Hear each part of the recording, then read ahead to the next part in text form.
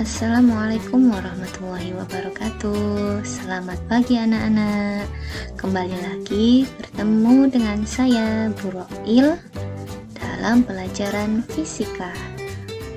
Pada kesempatan kali ini kita akan membahas mengenai kemagnetan dan hukum Oersted ya. Oke. Kemagnetan. Apa itu magnet?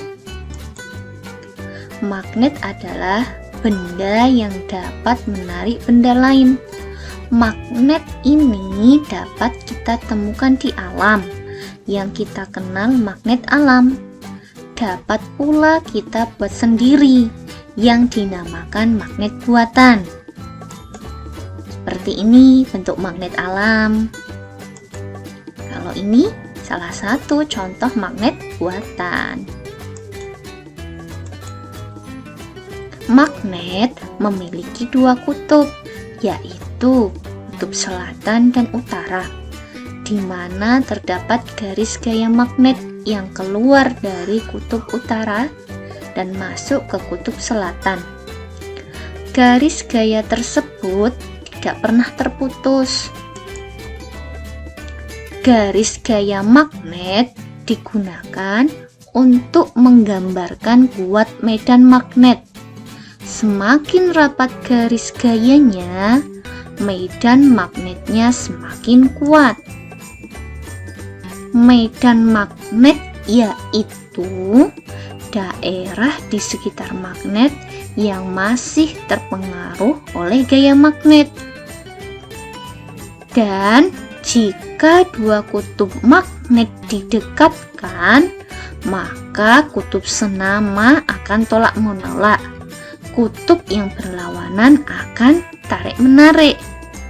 Nah, seperti ini adalah contoh gambaran dari garis gaya magnet, di mana garis gaya magnet itu keluar dari kutub utara dan masuk ke kutub selatan.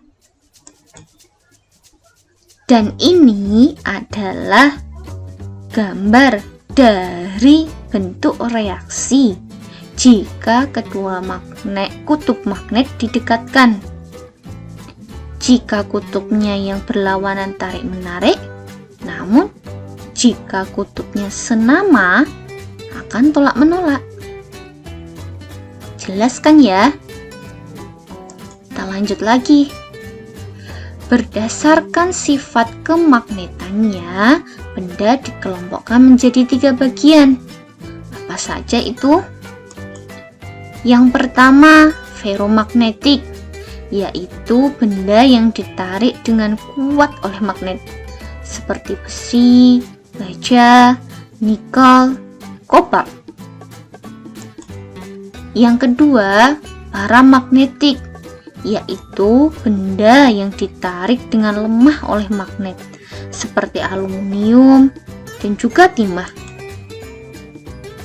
Yang ketiga, diamagnetik, yaitu benda yang tidak dapat ditarik oleh magnet, seperti emas, perak, juga tembaga.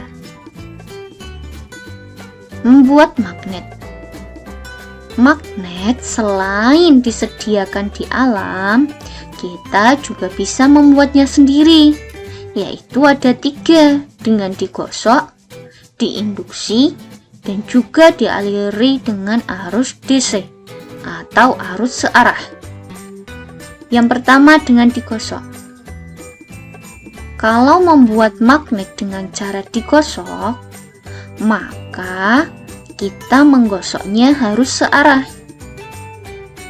Jika kutub yang pertama magnet kita arahkan dari kutub utara, digosokkan pada benda ferromagnetik, maka pada awal benda yang akan dibuat magnet itu memiliki kutub yang sama dengan magnet yang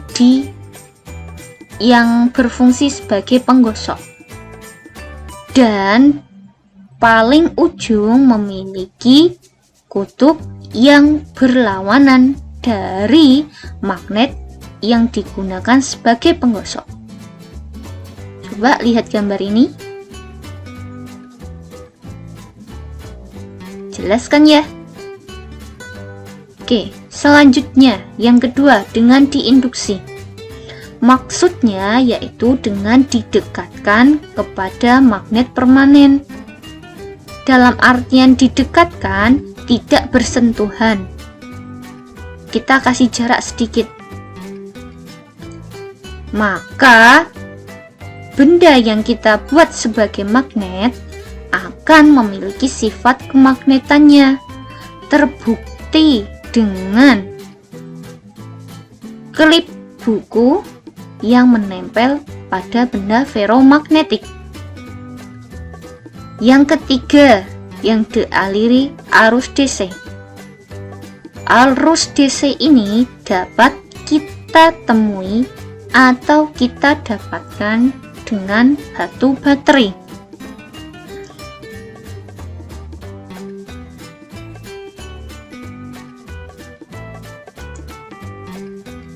Nah, magnet selain bisa dibuat, tapi juga bisa dihilangkan sifat kemagnetan bendanya. Dengan cara yang pertama dipukul, yang kedua dibakar atau dipanaskan, dan yang ketiga dengan dialiri arus AC atau arus bolak-balik, dipukul atau ditempa, dibakar atau dipanaskan, dialiri arus AC atau arus bolak-balik.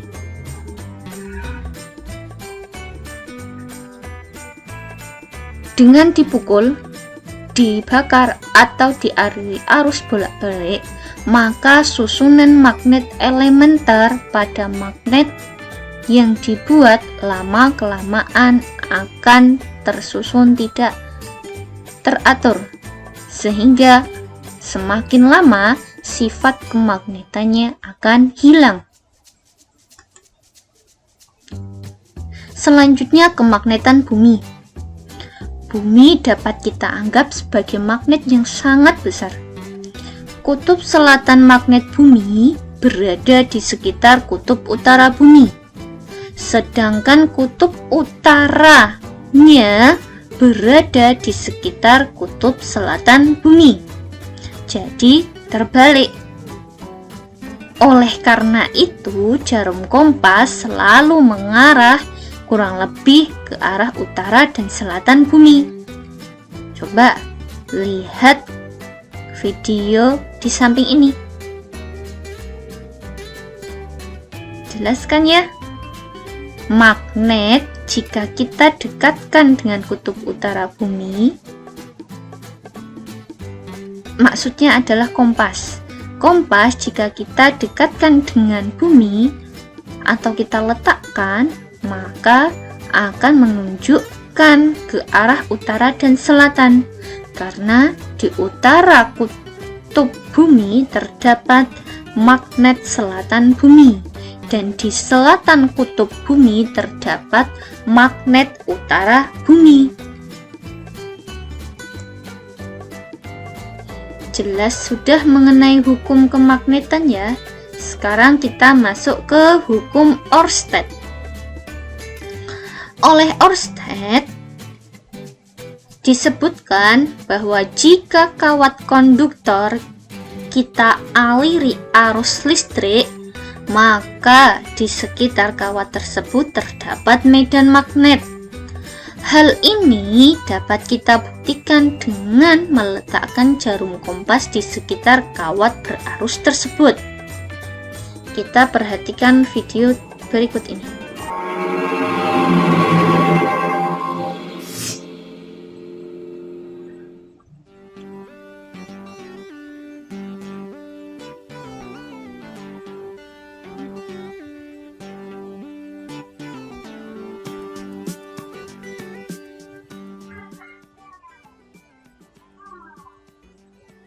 In 1820, Danish physicist and chemist Hans Christian Ørsted was setting up materials for a lecture.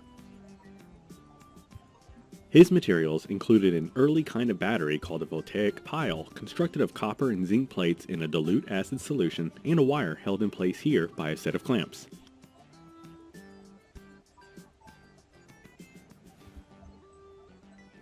Ørsted and other scientists of his day knew that when a wire was connected between the positive and negative terminals of a battery, electricity would flow through that wire. Electrons actually move from negative to positive. However, the convention is to think of electrical currents as moving from positive to negative, so that's how we'll show it here, using red particles. Back then, scientists still had much to learn about electricity. Preparing for his lecture, Ørsted made a very important discovery about the phenomenon, quite accidentally. Among Ørsted's scientific paraphernalia was a compass. Its needle, of course, pointed north in alignment with the Earth's magnetic field.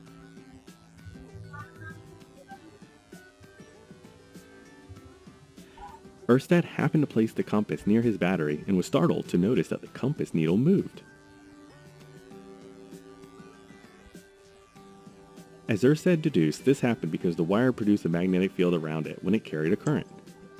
If there is no current in the wire, the needle reverts to the alignment with the Earth's magnetic field.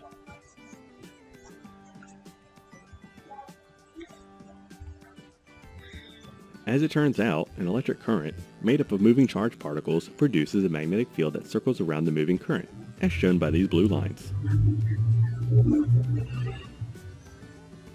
If you reverse the direction of the current, then the magnetic field around the wire moves in the opposite direction, and the needle on the compass flips to reflect the change in field. If you move the compass to a new spot near the wire, the needle will realign with the direction of the magnetic field in that particular location.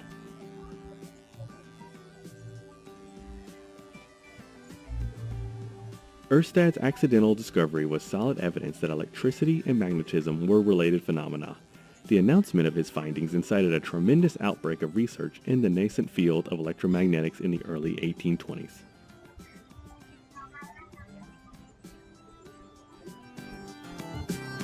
Nah, itu penjelasan mengenai hukum Ørsted yang dibuktikan dengan kita meletakkan jarum kompas di bawah kawat yang berarus listrik. Maka jarum kompas itu akan bergerak. Untuk menentukan arah medan magnetnya, kita gunakan kaidah tangan kanan, di mana ibu jari menunjukkan arah arus listrik dan 4 tangan yang menggenggam menunjukkan arah medan magnet. So, jika arus listrik mengalir dari selatan ke utara magnet, maka jarum kompas akan bergerak berlawanan arah jarum jam. Dan jika arus listrik mengalir dari arah utara ke selatan sejajar dengan jarum kompas, maka arah medan magnetnya searah jarum jam.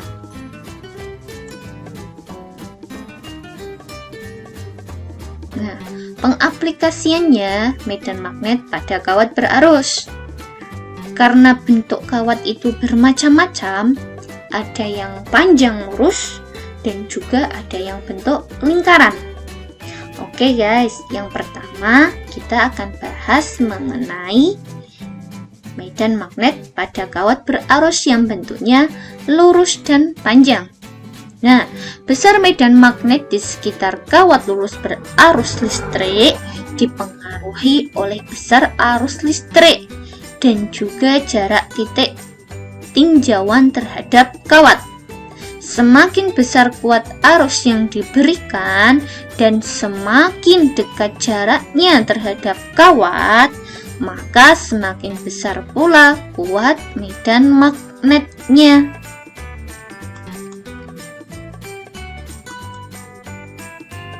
Nah, secara matematis dirumuskan sebagai B sama dengan mu 0 I per 2 pi R, di mana B adalah medan magnetnya, satuannya adalah Tesla, mu 0 adalah permeabilitas ruang hampa, nilainya adalah 4 pi kali 10 pangkat min 7 Weber per AM, R adalah jarak titik ke kawat, satuannya meter, I adalah kuat arus, satuannya ampere. Berikut adalah contoh soalnya. Terdapat sebuah kawat lurus panjang, dialiri arus sebesar 3 ampere. Tentukan besar medan magnet yang berjarak 3 cm dari kawat tersebut.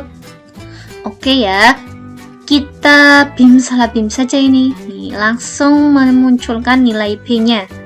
Kita ketahui dahulu bahwa arus simbolnya adalah I, nilainya 3 ampere. I 3 ampere. Berjarak 3 cm dari kawat. Karena jarak satuannya adalah meter, maka 3 cm kita jadikan meter, menghasilkan 3 kali 10 pangkat min 2 meter. Yang ditanya adalah besar medan magnet, simbolnya B. Maka nilai B adalah mu 0 I per 2 pi R. Mu 0 kita masukkan nilainya yaitu 4 pi kali 10 pangkat min 7. I-nya adalah 3, 2 pi masih tetap, R-nya 3 kali 10 pangkat min 2 meter. Oke, 4 pi dibagi dengan 2 pi masih menghasilkan sisa 2 kan ya. 3 ini sama dengan 3 atasnya, dan kita dapatkan hasil 2 kali 10 pangkat min 5 Tesla. Oke, bisa dipahami sampai sini? Nanti di bagian belakang kita adakan latihan soal ya. Kita lanjut. Nah, tadi pertama pada kawat lurus panjang. Medan magnetnya kita rumuskan dengan B sama dengan mu 0 I per 2 pi R. Sekarang kita masuk ke kawat yang melingkar.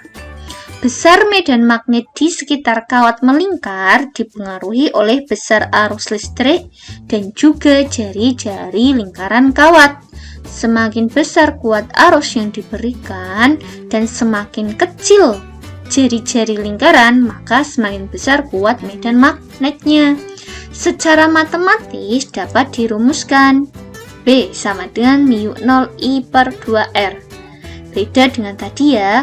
Kalau pada kawat panjang itu B sama dengan mu 0 I per 2 pi R, namun pada kawat melingkar B sama dengan mu 0 I per 2 R. Di mana B adalah medan magnet, satuannya Tesla, mu 0 permeabilitas ruang hampa, nilainya 4 pi kali 10 pangkat min 7 Weber per ampere meter. R adalah jarak titik ke kawat, satuannya meter, dan I adalah kuat arus, satuannya ampere. Nah, bentuk kawat melingkar seperti apa ya? Seperti ini.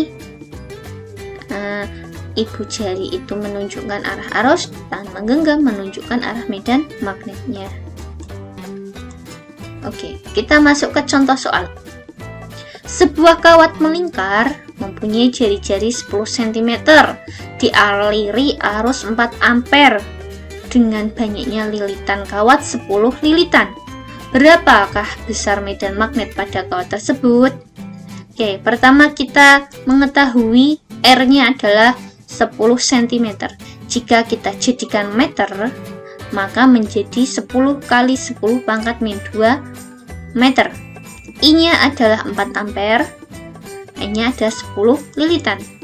Berapakah besarnya B atau medan magnetnya? Maka nilai B adalah mu 0 I N per 2R. Mengapa kita gunakan N?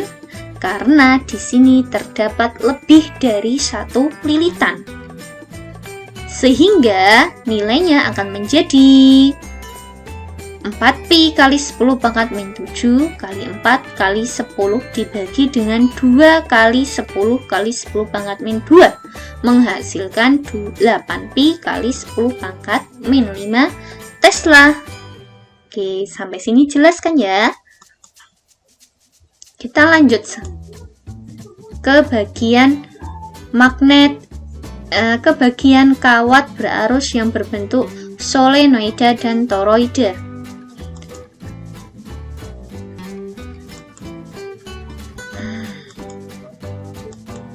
Oke, dapat dilihat kan ya? Yang kawat panjang dan banyak lilitannya atau kumparannya, namun bentuknya memanjang, itu dinamakan sebagai solenoida. Sedangkan jika dibuat dalam bentuk lingkaran, dinamakan toroida.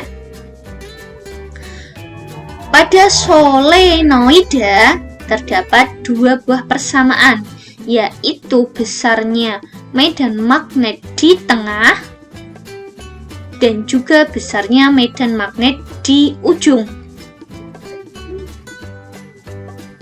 Jika besar medan magnet di tengah dapat kita rumuskan dengan μ0 IN per L, maka besarnya medan magnet di kedua ujungnya dapat kita rumuskan B sama dengan μ0 IN per 2L, di mana pengertian masing-masing simbol ini sama seperti yang tadi depan.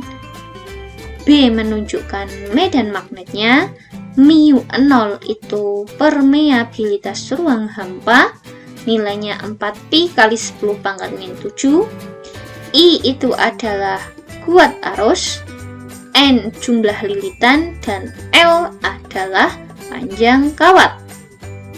Sedangkan pada toroida, besarnya medan magnet dapat kita hitung dengan permeabilitas ruang hampa dikalikan arus dan juga jumlah lilitan.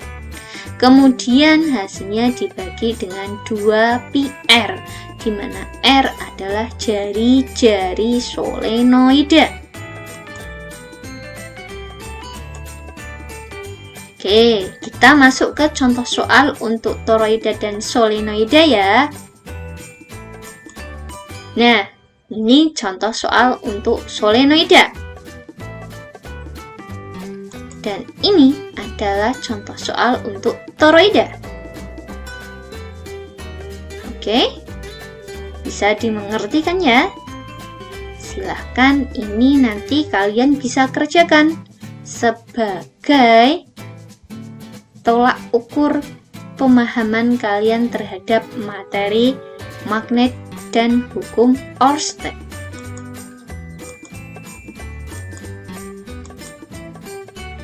Nah, sekian dari saya.